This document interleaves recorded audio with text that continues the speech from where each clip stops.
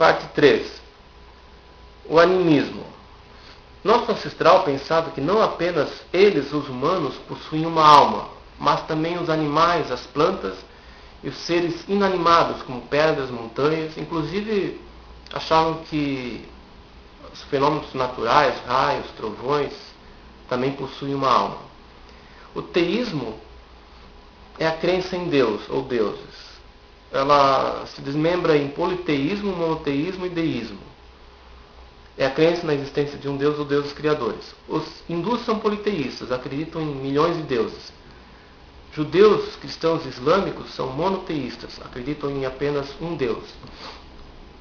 E os deístas acreditam que Deus criou o mundo, mas depois saiu de cena, de modo que não se preocupa mais com assuntos humanos. No agnosticismo há várias escalas, mas o tradicional é aquele que afirma ser impossível, pelo menos até o atual estágio da humanidade, saber ou poder provar se Deus existe ou provar se Deus não existe. E o ateísmo também há vários tipos. O ateu mais radical diz que não acredita na existência de Deus, e não há a mínima chance de existir Deus. E o ateu moderado diz que também não acredita na existência de Deus e é quase certo que Deus não existe. Bom, a ilustração 6 mostra o preconceito quanto à palavra ateu.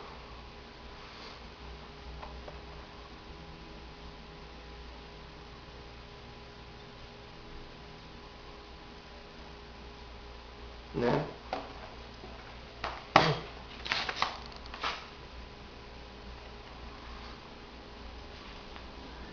Vejamos agora o pai dos códigos.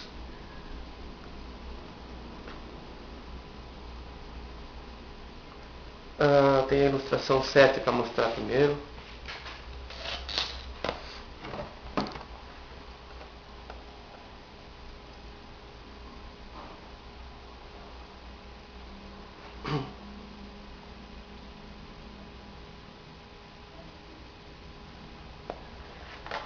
Um dia, um homem sentiu a necessidade de criar uma legislação que detalhasse de que modo o povo devia viver.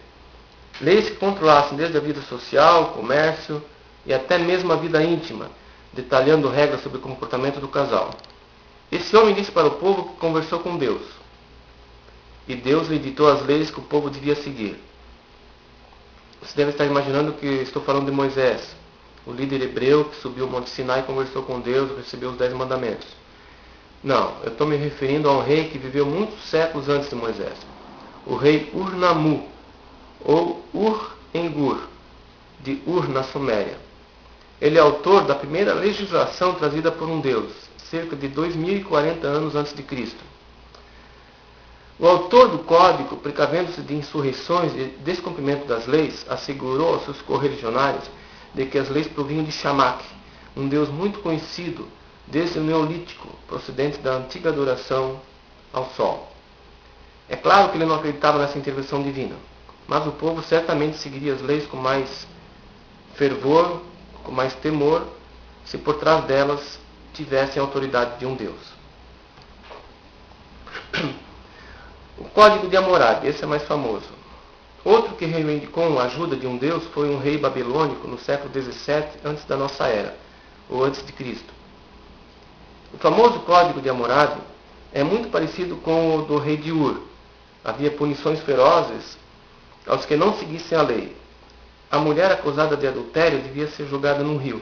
Se afundasse, era culpada, mas se ela nadasse e se salvasse, era porque os deuses não haviam visto crime nela.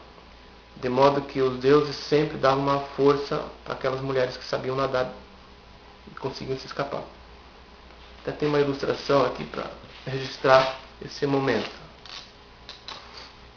de como as boas nadadoras se escapavam.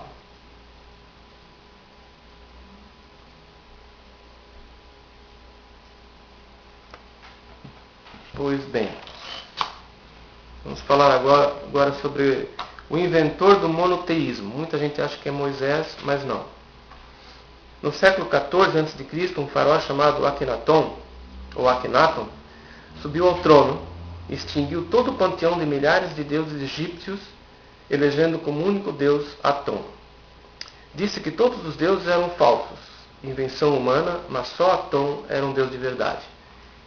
Estava criado o monoteísmo, o culto a um deus apenas, que vai influenciar depois o judaísmo, cristianismo e islamismo. Tem aqui uma ilustração mostrando Akhenaton, suas filhas e a mulher Nefertiti adorando o disco solar.